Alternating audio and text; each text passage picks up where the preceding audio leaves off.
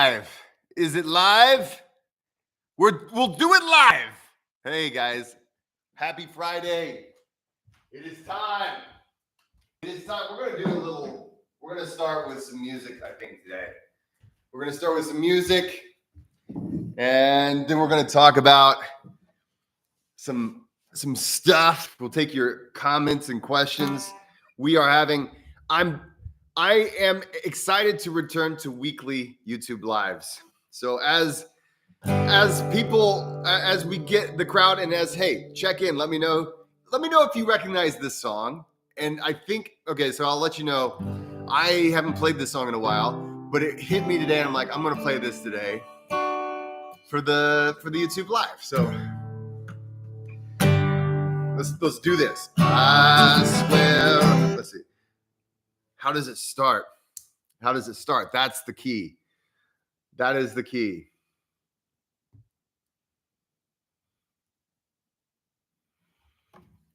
Let's see here. How does it start?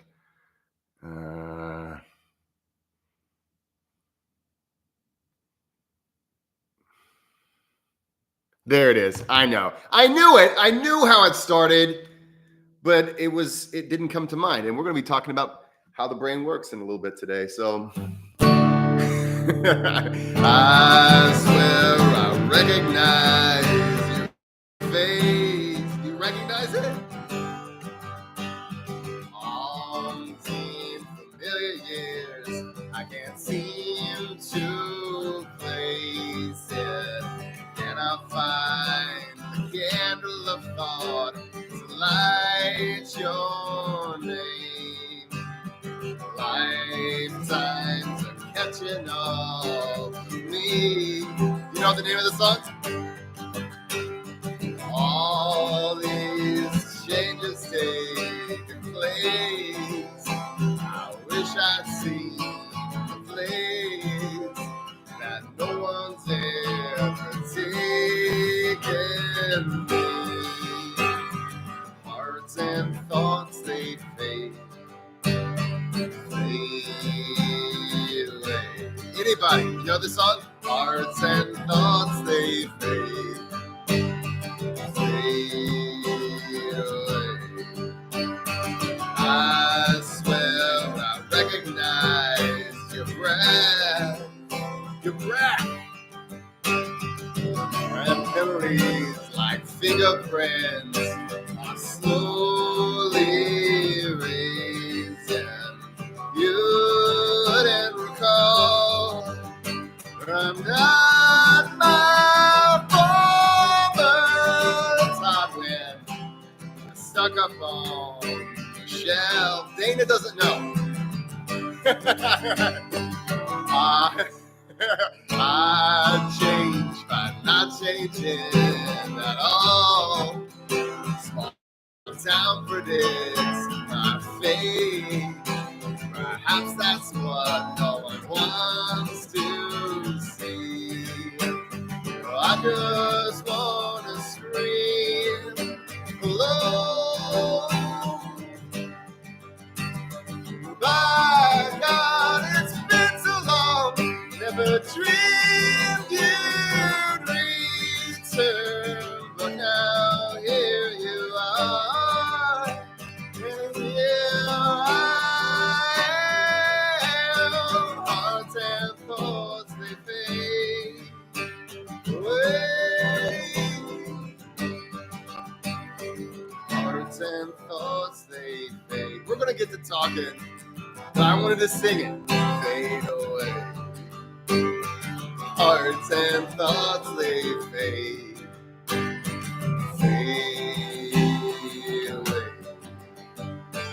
Hearts and thoughts, they fade away. Nobody guessed it. All right, that's okay. That was a classic jam from Pearl Jam in the 90s called Elderly Woman Behind the Small Town Counter. I forget the exact name of it. So I forgive you for not knowing the exact name.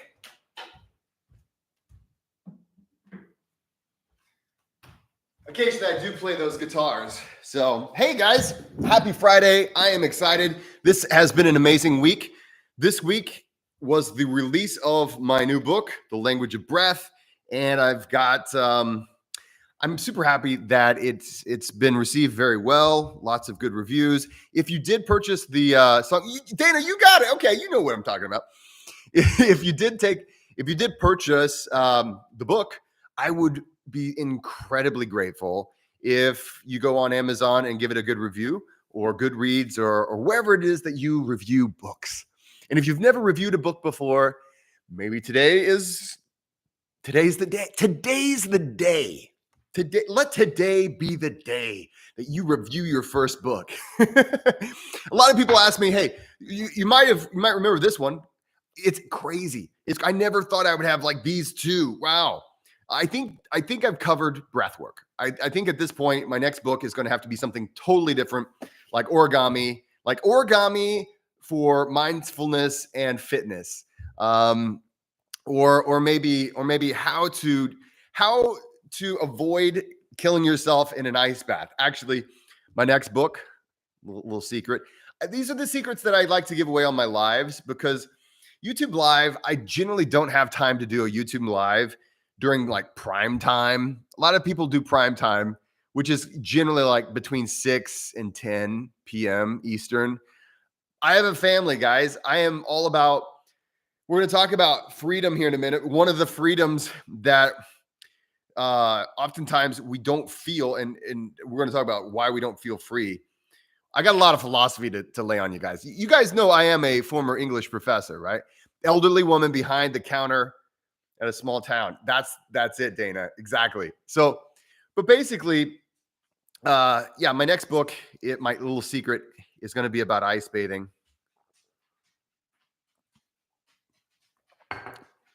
I am revising my a practical guide to ice bathing. And so I went back to look at my original ebook, the very first thing I ever published. It was a practical guide to cold training. And it was my first book. I modeled that ebook. So I don't know if you've heard of Juji Mufu. Have you heard of Juji Mufu? If you've heard of, he's the guy who got really famous. He's insanely jacked. Like this right here, no steroids ever. One time, I will say, I would hope that this is obviously no steroids. But I will say, one time someone accused me of doing steroids on this channel. There's a video. I don't remember the video that I did, but I took off the shirt and did I did some flexing, and someone accused me of doing performance enhancing drugs. And it was like the best day of my life. I was like, really? Thank you. Can you imagine, like, anytime a person who, you got to understand, like, I am a former drug addict, like in my 20s. I talk about my 20s as if, basically I talk about, okay, I got high once for 10 years is how I talk about my 20s. And so after that, I realized, okay, I have to be really careful. And I should have realized that before, but I was an absolute slave to opioids, actually. And so I have to be really careful. And one of the things that I've been accused of, even by loving family members and by people who travel with me when I'm on the road. Actually, my good buddy Kim Burles, he's in Australia. And so if you're in Australia, look up Kim Burles. He's an amazing breath coach. He's an amazing cold trainer. One time we were splitting a room, and he saw all my supplements. He's like, dude, you've got a problem. I'm like, well, I used to have a much worse problem, and at least I'm taking these for my health now. So anyway, yes, Sam, we do not hyperventilate in ice water. So that is a truth. And we both live and learn. We live and learn when it comes to, like, hopefully. And the thing is, I was really fortunate to go through my drug addiction before the fentanyl crisis.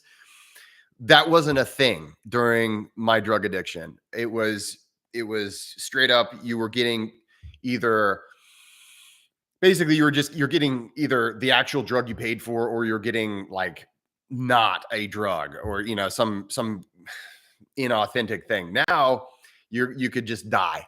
You could just absolutely die. And so we want to make sure, anybody looking out, and I go to the drug clinics or the drug rehab clinics every month, and I teach them breath training, autonomic nervous system regulation, things that I wish I would have known. So, and hey, that leads into the topic of the day, which is freedom, right? Personal freedom. Yeah, brown sugar, cornstarch. Hey, hey. What was it? Most of the time it was like baking powder and other fillers. But anyway, yeah. So hey, happy Friday, by the way, everybody. We're going to be talking about personal freedom. Some things that for the longest time I've really focused this channel on just breath work, just training in the cold, and I have felt more and more the need to kind of branch out and to talk about other things. And I'm never going to not talk about breath work. I'm never not going to talk about cold training, heat training, nutrition, exercise, things like that. These are foundational. But I also want to talk about other things. And so hopefully you'll be here along with me as we go forward. If you disagree with me on something, let me know, because I don't hate a person because they disagree with me. So here's an interesting fact about humans is that we inherited territorialism from our ancestors, right? And by ancestors, we are part of the animal kingdom. And now how you want to look at that is however you want to look at that. But there is a part of us that is territorial, and we might say, okay, this is my land and this is my house. And that's one aspect of territorialism. We're not going around peeing on things. Like my dog, he's down here. My dog, Bernie, he's a really old dog, and he basically is asleep most of the day.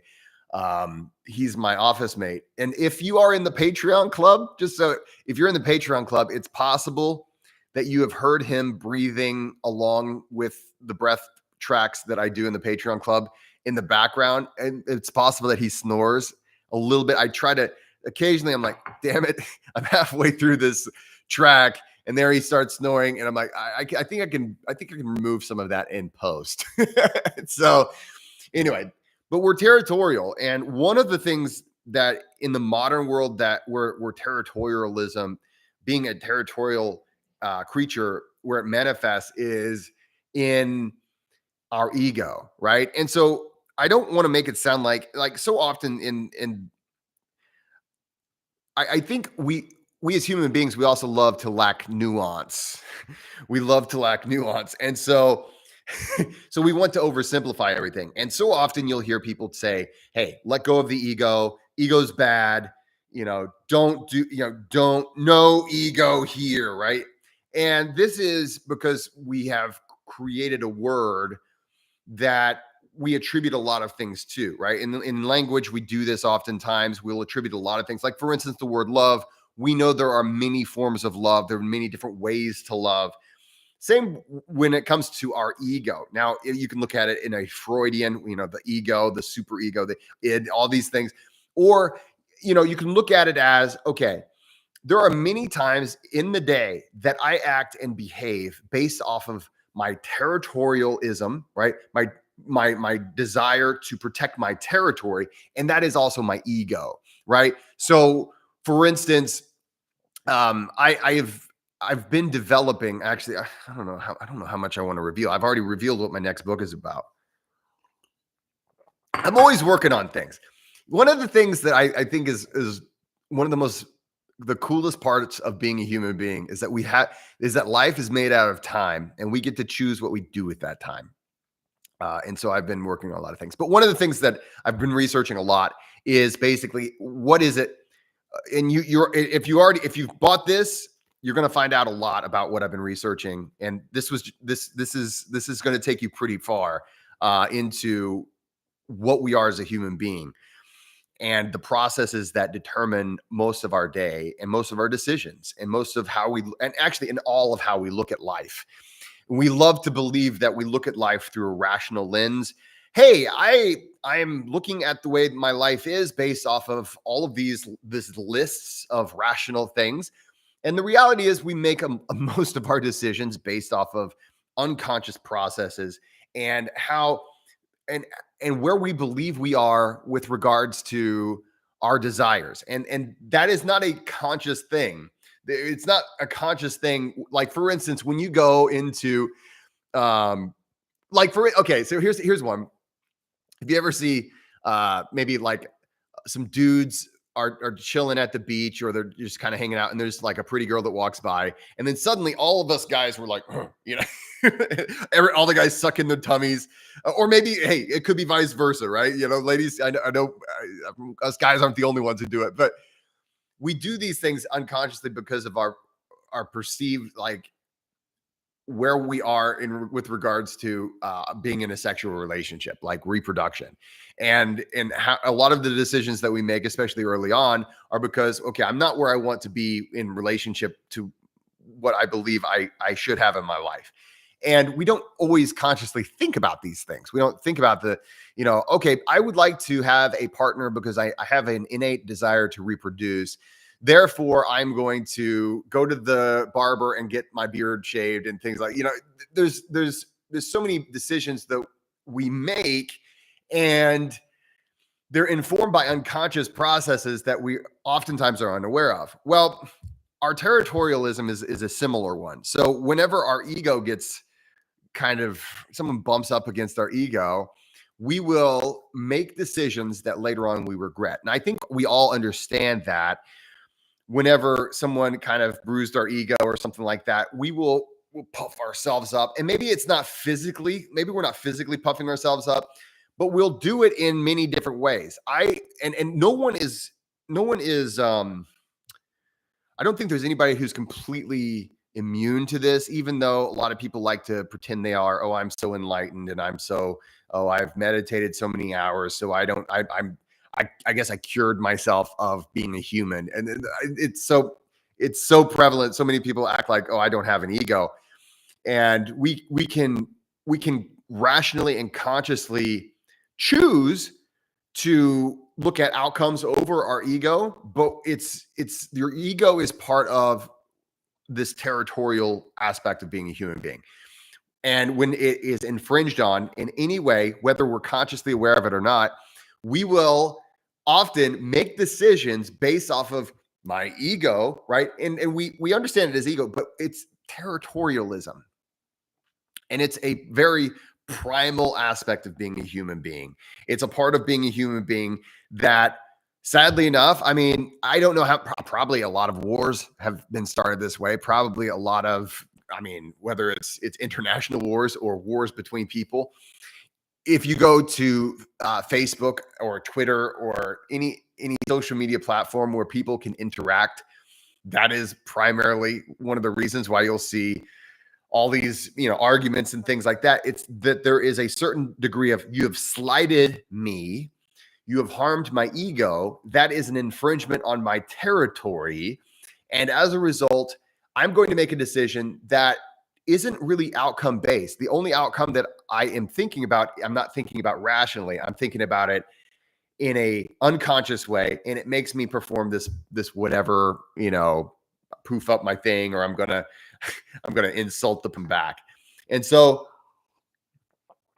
this often causes us to lose a lot of our freedom. And so I want to come back to the original reason. And here's the thing, guys, I'm going to be trying to do this every Friday. I used to do every Friday, I would do it live. It's the most fun thing. Like, I really enjoy doing these live. And so if you guys have comments, questions, if there's things that you want me to talk about, I'm always happy to talk about those. You can always put them in the chat box here. But I want to talk a little bit about one of the ways we often will lose personal freedom, and kind of a situation that we find ourselves in, but we don't fully consciously understand, or maybe we're not consciously aware of. And this is something that being a father has really informed me of a lot of things that, you grow up and you kind of forget how things used to look as a child. My son is, he's 8 years old. And one of the things that I've realized is that he believes, he maybe less so now, but still, I think he believes this. And I know he believed it, all throughout his young life, is basically, you've got them, like, for instance, that basically all of society works together and we're all friendly and everything is working together, kind of like, and we all look out for each other and we all help each other and we and we want the best for each other.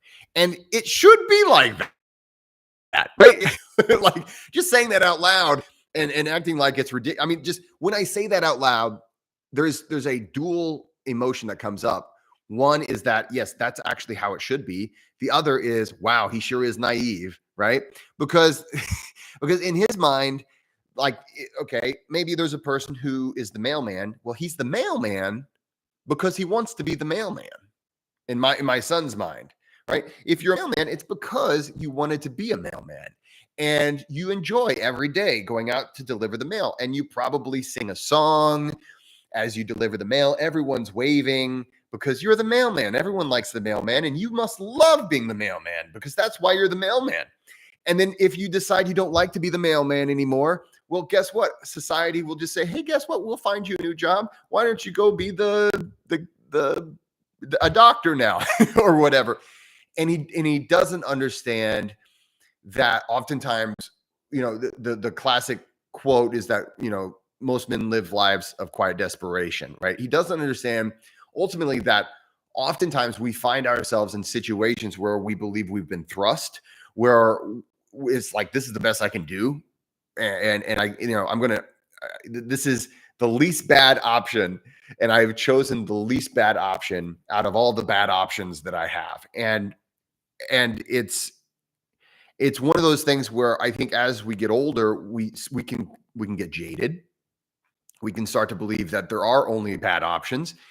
We can also start to believe which is there, like, something that I find myself, maybe I'm jaded, is commonly that we are all basically having to kind of justify our existence, right? I think most adults are like, we don't fully consciously, put this all together, but I think this is at the heart of why so many of us don't feel free and so many of us feel anxiety, stress, all these things build up, is because we feel as though every day is basically a struggle to prove, or not prove, but just basically a struggle to survive, right?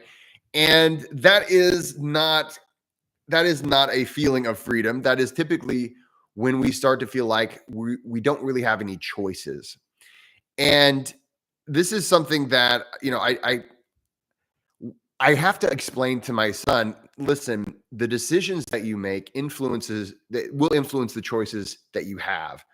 And we make decisions that are big decisions, right? And of course we ask, I'm a former college professor. So I was a college professor for 11 years. So I was a college professor just one more year than I was a drug addict. So I'm recovering from both.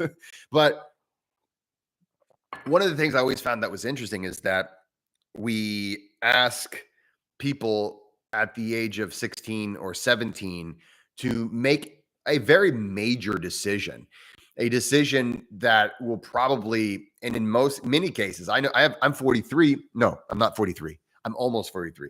So that side note, that's what I do. When I get close to my next birthday, I just go ahead and start thinking, okay, I'm that age. And then by the time it's my birthday, I'll remember when it's my birthday. That's just a side note. That's just a dumb thing, that because what'll happen is, like, how old am I? Okay, yeah, I'm about to turn 43.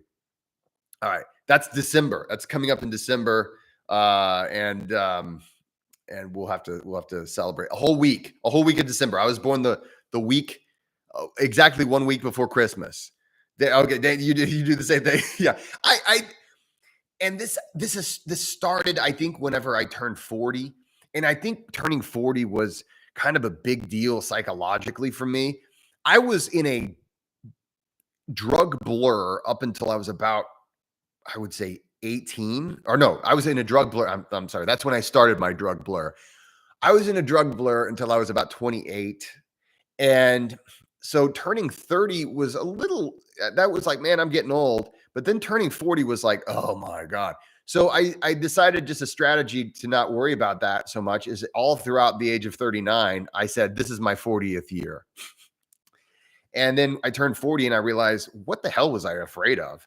Like, guys, I'm just saying, if you take good care of yourself, and maybe it's the fact that I took terrible care of myself in my 20s, whenever most people are really healthy and stuff, I was not. I was smoking everything and drinking and taking drugs.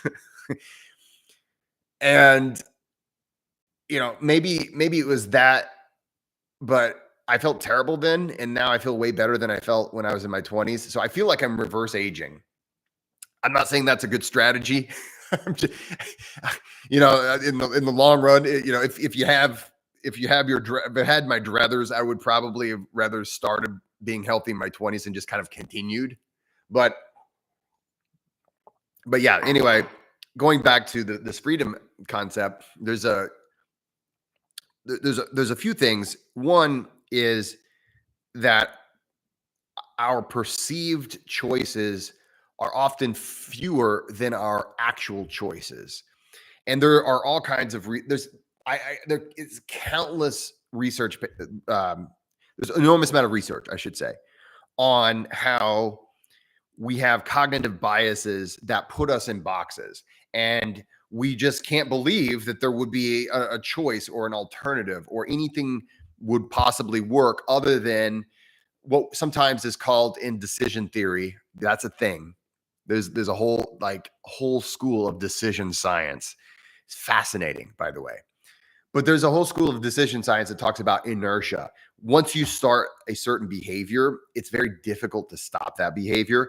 And especially if it's a certain course of action in life, it's very difficult for us to see any other options outside of that. Jean-Paul Sartre, and for my French friends, I can't pronounce, I probably could. I'll try it. Sartre. Or however, I don't know. You can make fun of me. Anyway, Jean-Paul Sartre, I'm going to say Sartre. He had this whole thing about this. He had this, it's kind of a metaphor where he was talking about there's this waiter, and he believes that all he will ever be in life is a waiter, and he could never not be a waiter. And in reality, his belief about what he can be reinforces the confines that he finds himself in. And he says, so often we do the same thing. And then cognitive science, came around and basically proved that we have cognitive biases that are interesting. One of them, and I discussed this in my book, Language of Breath. One of them that we often don't think about is what we think we're capable of. And maybe we're like, well, there's a conscious you and an unconscious you, right? Unconscious you're not generally consciously aware of those beliefs. They are underlying all of your experience in the conscious space. And oftentimes what will happen is that you have an unconscious belief about what you are capable of, and you cannot see any other option. You cannot see yourself doing any other thing. And so what I do, and actually I talk about this in the book, with breath. So breathwork is a fantastic way to work with this. Breathwork is a way to start to speak back to the unconscious and to start to train your unconscious to see you in a new light. Now, this is more than just something you do and you sit down for 15, 20 minutes and you do breathing and you huff and puff and all this stuff. A lot of people want to believe that, you just do a breathwork session and someone says affirmations, you listen to some music, maybe some incense, and then you wake up and then now I don't have any cognitive barriers because I just did the breathwork and then I cured it. And the reality is it's not that simple. It's incredible what we can do when we do breath work and how it can impact us and how it can bring some things to light. There's a session that I have in here, and then if you buy the book, you get there's a QR code. You can scan that. It goes to a special link where there are guided breathwork sessions There's 4 guided breathwork sessions. One of them is called the listening exercise. And it is incredible whenever you do this exercise that you can start to you can start to get some of these signals from the unconscious, and you can even have waking dreams. It's really incredibly profound. So you can start to learn more about your opinions on yourself, and you can start to learn more about why or what is it at the underlying your experience. Well, okay. So now you're like, okay, I've had these experiences. I know I have maybe some traumas, or my unconscious has put together a certain degree of certainty about what I'm capable of and what I'm not capable of. How do I convince myself or my unconscious self that I'm capable of being more than what I am, or doing something different? In the case of the waiter, how can I convince myself that I'm capable of being more than just a waiter? How can I convince myself that I am free? How can I convince myself that I'm capable of doing something that at this moment I believe I'm incapable of doing? And when I work with clients, so I try to keep a pretty short client list, because I find that it's draining to work with one-on-one clients. And if you ever wanted to get into breath work or coaching and things like that, you're going to find out that you might have a lot of people who want to work with you, but in order to really give them your best, you give them a lot of you. And it's more than just saying, oh, well, do this breathing technique, and there's a lot more. And so I don't have a large client list, but I do. In my book, I talk about how I worked with certain clients. I don't give their names, right? But I've had a lot of clients who have these, what we often hear the words limiting beliefs. What these are, they're not necessarily limiting beliefs, but they are beliefs about the capabilities that you have, right? So you could call it a limiting belief because it's limiting your life, right? It's limiting your belief in what you're capable of doing. And when you don't believe you're capable of doing something, when you believe that you're caged in, then you might as well, there might as well be a physical cage there, right? Because you are not going to behave outside of that cage. Your beliefs about what will happen if I do X, Y, and Z, that will put you into a state where you're just not going to do it. And this is something that we often like to point to others or outside sources. And I will say we live in a world where there's an enormous amount of information and there's less and less of a feeling of safety in this world. But oftentimes we develop these beliefs about, okay, what kind of behaviors am I capable of? And we get into these inertias of, well, the way I've been doing it so far seems to be safe and I don't want to step out of safety. So I'm just going to continue doing it. I'm just going to continue being the person that I already am, which might be fine. It might be totally fine, but it might be one of the reasons why you don't feel free.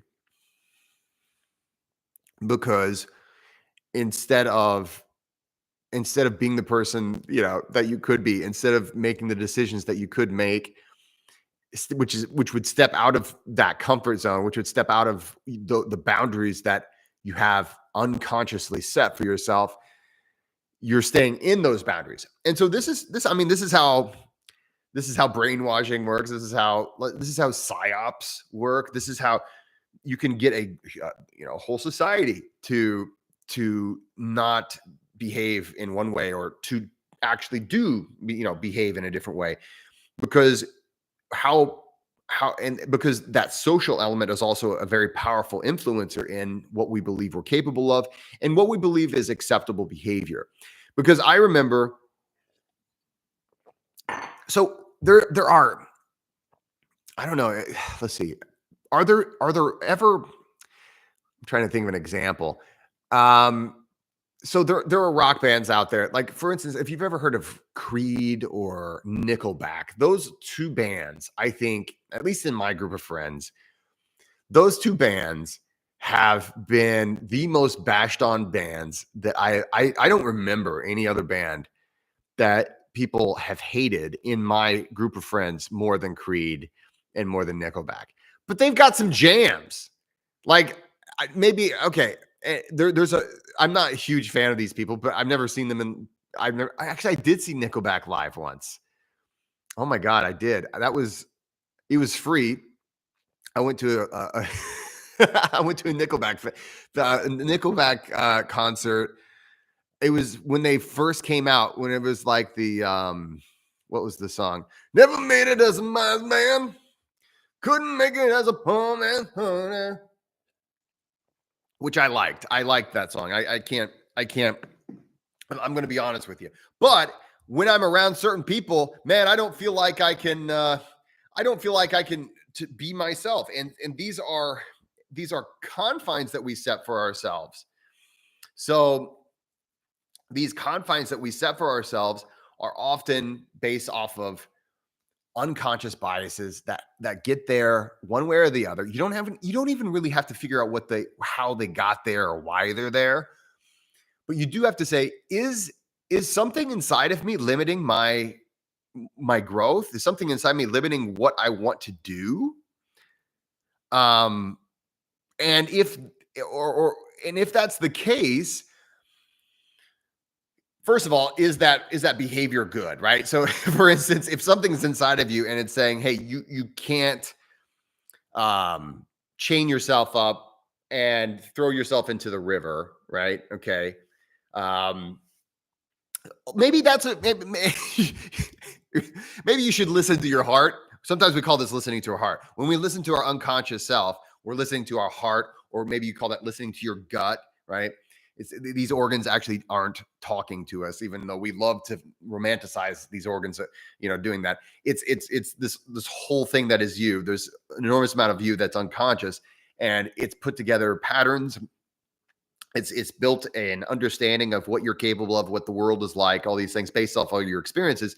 And then like a lot of times it's right. Most of the time it's going to be pretty accurate unless you've lived and you've had certain experiences that skew your view in a way that doesn't serve you. Or so for instance, you can make a right decision and have a terrible result.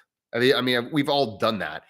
We tend to, what happens is whenever the decision turns out badly, we tend to judge our decision-making process. Well, that was a bad decision, right? Even though it could have been actually a just fine decision.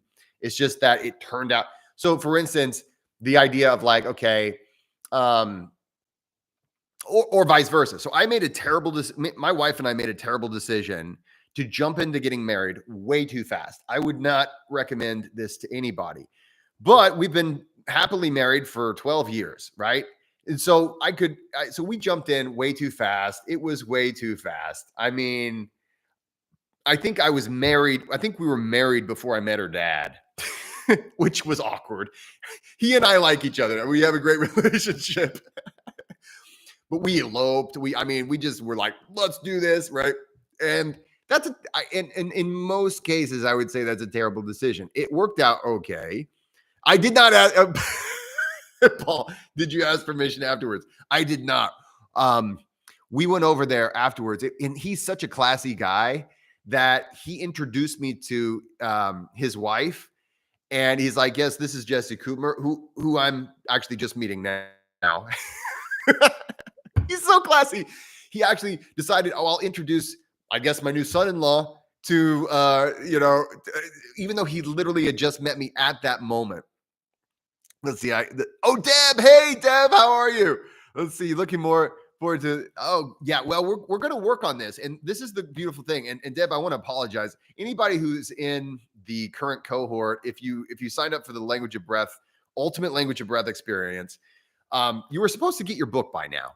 And I had issue with the distributor, and we're still kind of, I'm feeling a bit cross with them. They made a promise that they could get it there on time, and they didn't.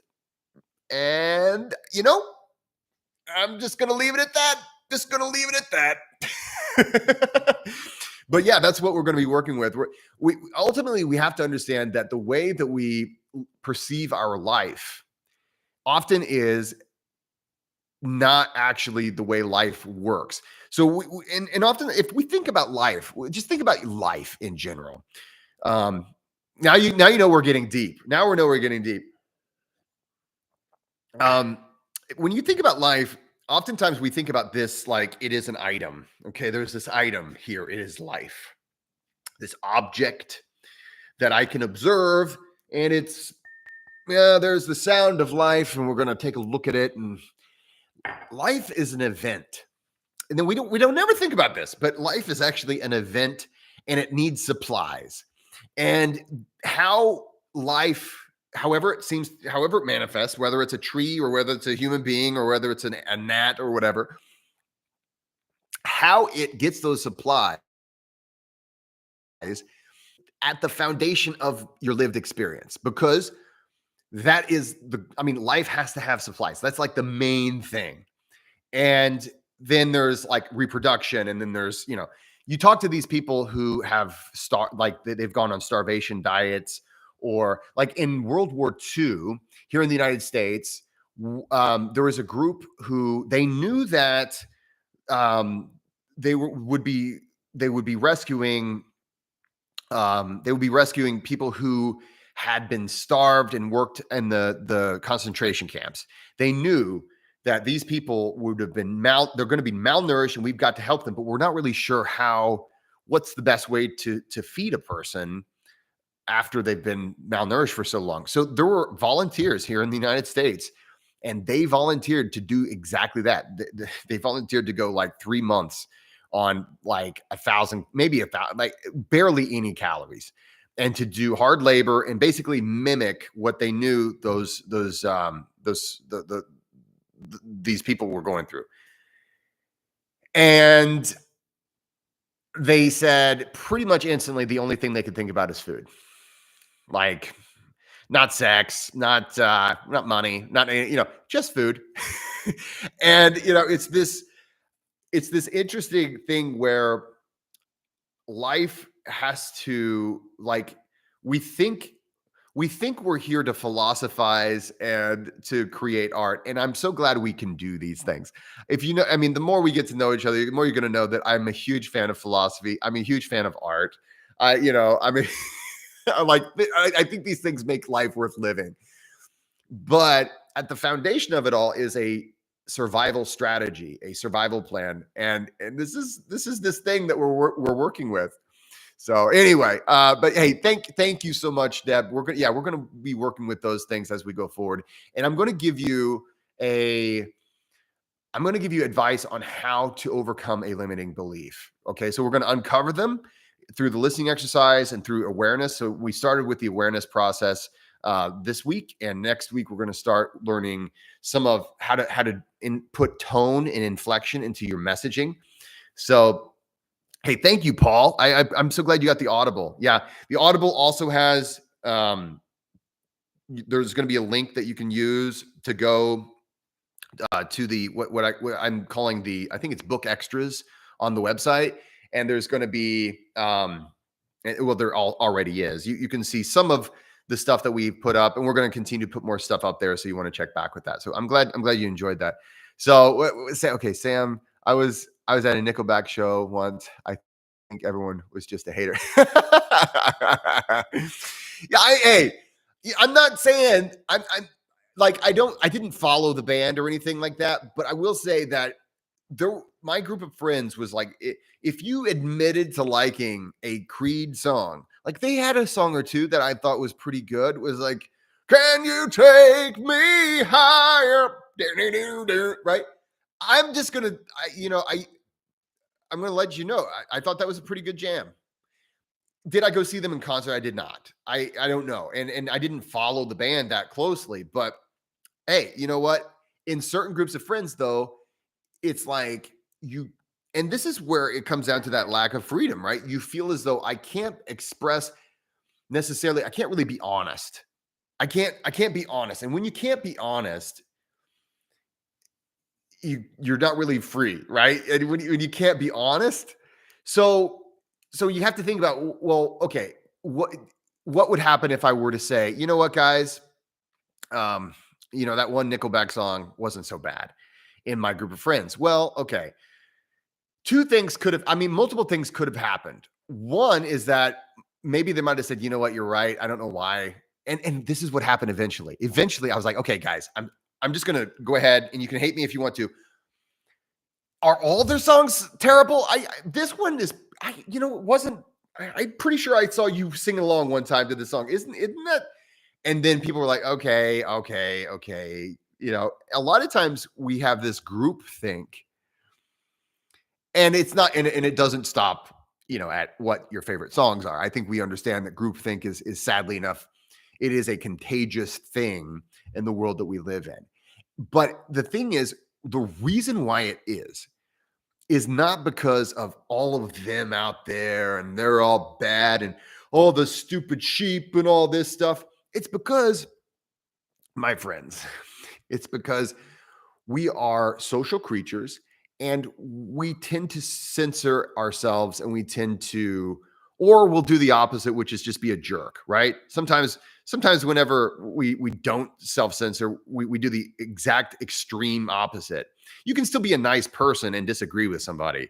And I guess the word nice, we understand now. Kind is what the word I should be using. Nice is dumb, right? Its roots come from being dumb. But you can still be a kind person and disagree with them. And this is something, I'm a part of the Breath Source app. And I don't agree with everything that everybody on that app it says and does. But I think they're all awesome people. And I think we're all trying to do some great things. And I think it's a matter of, I think we also have to go back to that territorialism, that ego, and say, just because I think it's a certain way, right? We have to acknowledge the limitations of our perceptions, and we have to acknowledge the limitations of our beliefs and our tendency toward confirmation bias. I'm going to always look for, and even though I have to make conscious efforts not to do this. So one of the things that I went to college for, this is what I taught in the university, was research methods, right? And everybody, the first essay that you write, we all do it. We Google the reasons why we're right. And I can't tell you how many times I taught students, and all they did was research. I look at their bibliographies, it's just reasons why I'm right. And it's very hard to try to look at reasons why you might not be right, or maybe your perception is not necessarily wrong, but maybe you could sharpen it, or there's some nuance that you could add to it. Maybe there's some more complexity to the issue. One of the best ways to do that in rhetoric, and I'll get back onto whatever subject. Looks like I have some things to read. But one of the best ways to avoid that, so if you're arguing with your friends, or, and you don't want to be guilty of this, is called steel manning. If you're familiar with steel manning, basically you learn their argument better than they know it. So that way they feel heard.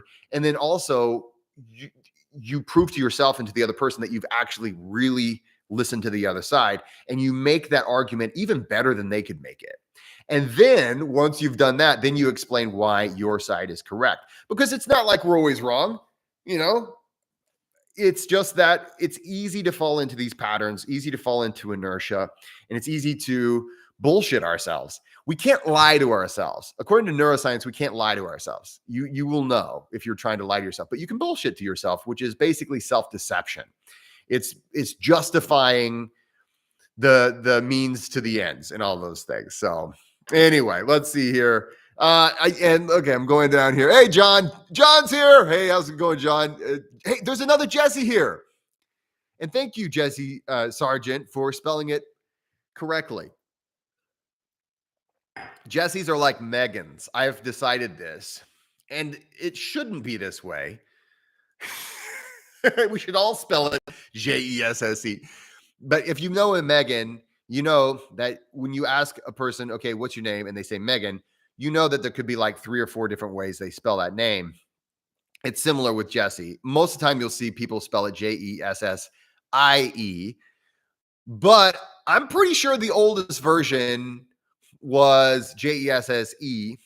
It probably, actually, I think it was a Hebrew name, right? It wasn't a Hebrew name. So I am sure, okay, they didn't even use Roman letters. So I have no idea. I have no idea how they spelled it. maybe there's my biases coming through. Oh man, let's see.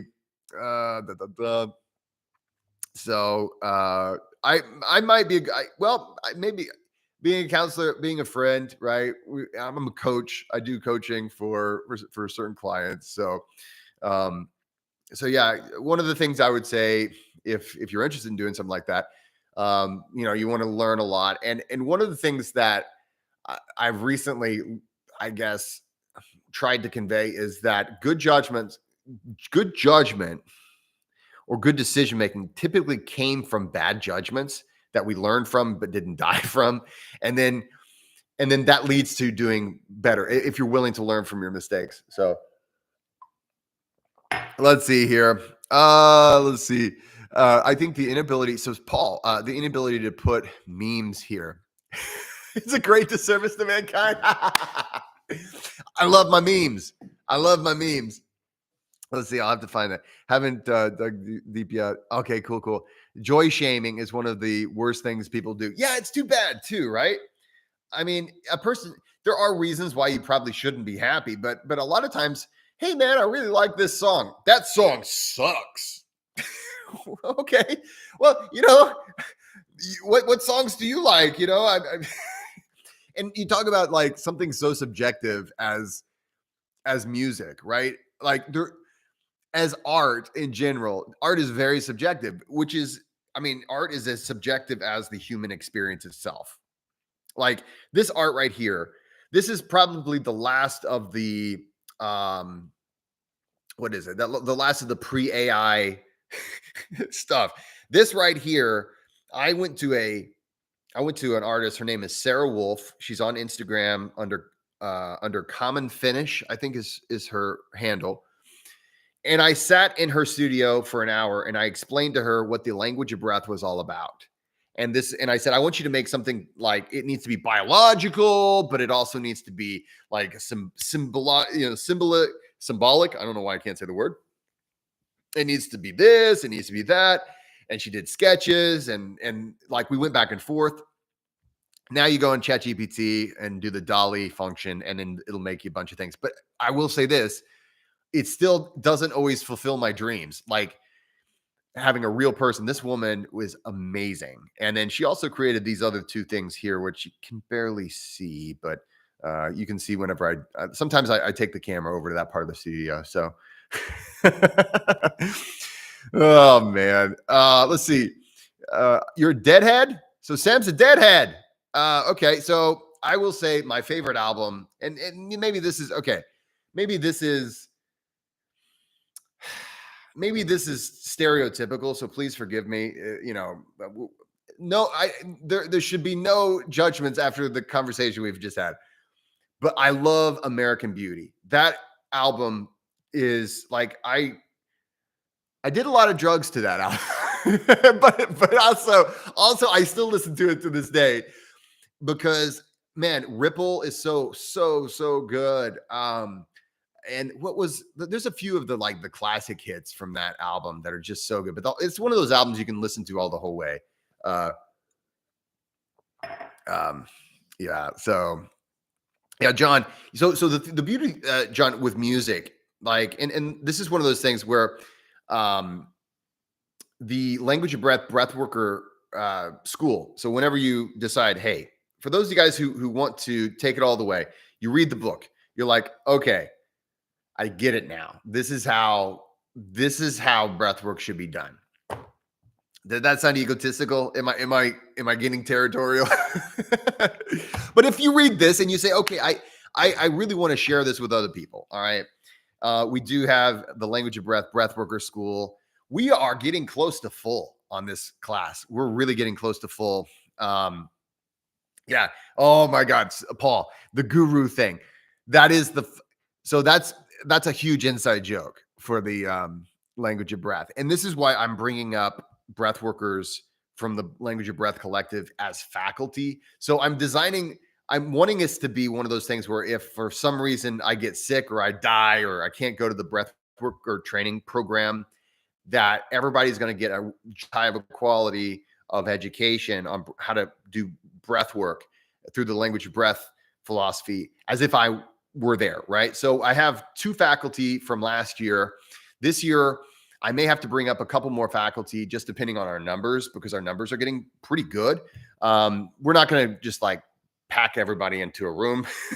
We've got this beautiful place in the Appalachian Mountains we're going to be training. Anyway, but we work with music, and this is something with breathwork.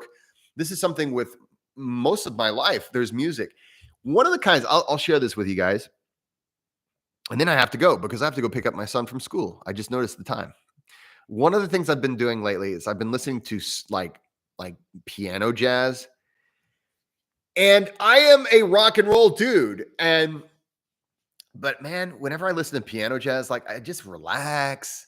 I feel kind of fancy. And I just, it's just a kind of a smooth.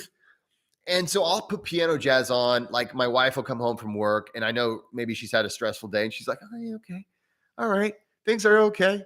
Things are okay." And so like music has an amazing ability to affect our mood and to influence the way we feel in a positive way. It's something that I'm really, I've been a musician my whole life. It's one of those funny things where if you learn an instrument when you're really young, you can pick up that instrument pretty much at any time. You might get a little bit rusty. Like with my guitar, I barely ever practice, and I can still pick it up, and maybe I get a little rusty, but because I learned at such a young age, like it's always there, which is not how it works with everything else. Like if I would have learned it after, I turned like 20 something. So let's see. Oh, wait a minute. What? Let's see. As the professor, exactly. We have, it's a university, like I'm creating it as a university style breathwork school, but it's not university like I don't know if you're familiar with it's basically like the classic Prussian military school. It's not that. It is all about you being you. But I want it to be something where there's too many gurus. There's too many, like I'm a researcher. I love to write books. I'm a creative person, and I am so happy that I've found such talented people to work with and to train, and then they're willing to train the next generation as well. So it's a beautiful thing. But I'm going to be there if I can be there, and I'm always going to teach as much as I can because, hey, man, I like having fun. It's more fun if we're all there and we're having a great time. I have no desire to not be a part of the school. I'm always going to be, if I can be, I'm always going to be a part of the school because I love it. I absolutely love teaching people to become breath workers. And I love teaching people, if they're not wanting to be a breath worker, they just want to say, hey, I want to learn how to use my breath to interface with the unconscious. I would like to learn how to use my breath to overcome these, limitations that I want to become more free in my life. I want to feel safe going outside and doing the thing that I once felt like I was caged in, and I can't feel like, I just don't feel like I can do anything anymore. So yeah. So yeah, I was an English professor. Let's see. If someone aspires to be so, can they be a teacher as well? Yeah. I mean, the thing is, being a teacher, well, I mean, I am a fan of it's something you want to do, right? But like you say, if you aspire to be a teacher, you can be a teacher. And this is one of those things where within the language of breath as well, it's one of those things where there has to be a demand. There has to be enough demand for it. We have to have room for it, space for it. There has to be reason for it. But what I'm developing is basically a track to become more like, so there's the breath worker, there's faculty breath work. And so we're wanting to develop it so that it's something that can grow even if I'm not there. Because I have been in groups, I have been in situations where I've been writing these 2 books, writing this book. During the writing of this book, I was under the influence of a lot of gurus. 2 or 3 really, one of them really almost traumatized me. And I've seen the negative effects that can have. And even if a person doesn't mean to do it, even. And so I want to just keep myself, because that's another the territorialism, these unconscious things that you don't realize you're doing until suddenly you're like, oh shit, I became a guru, and so I want to safeguard myself against that. So my team, they all know this from the get-go. They know that. And so my production team, so if you're the people that work with all of my media, my faculty, and when I train the breath workers in the breathwork school, that is early on. I say, listen, this is I let that be known.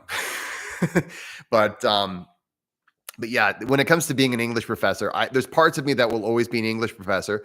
There's parts of me that when I was an English professor, I was like, okay, when you understand how language works, you understand how malleable language can be. And then there are some rules that are there, and it's a really good reason for that rule. And then no one follows that rule. So like there's 13 comma rules, and they're all really good reasons. And then there's also the 14th comma rule, which some people think is important. And then some people argue about comma rules within the world of journalism and professoring. And I do have opinions on these things, but it's like, okay, they're not really it's not like a hill to die on. I will say I really like using, you know what, I'm just going to say nerdy things now. So things that, like, I was going to say, I really enjoy the Chicago style of, I prefer that over APA and MLA citation. Now everybody's like, click off. Okay, I won't talk about that anymore. Actually, I've got to go pick up my son from school. Guys, I want to wish you guys a very happy weekend, a happy Friday. Thank you for being here with me on this amazing day. Thank you. If you've already purchased The Language of Breath, thank you so much for that. If you haven't purchased it, it is available everywhere where books are sold, and it's available on Amazon, Audible, Kindle, all those places. I am so excited to share this with the world, and I appreciate you being here today. So thanks so much. Have a great weekend. I'm going to try to do this every week. So if you have questions next week, we'll go from there. Thanks. Have a great one. Bye-bye.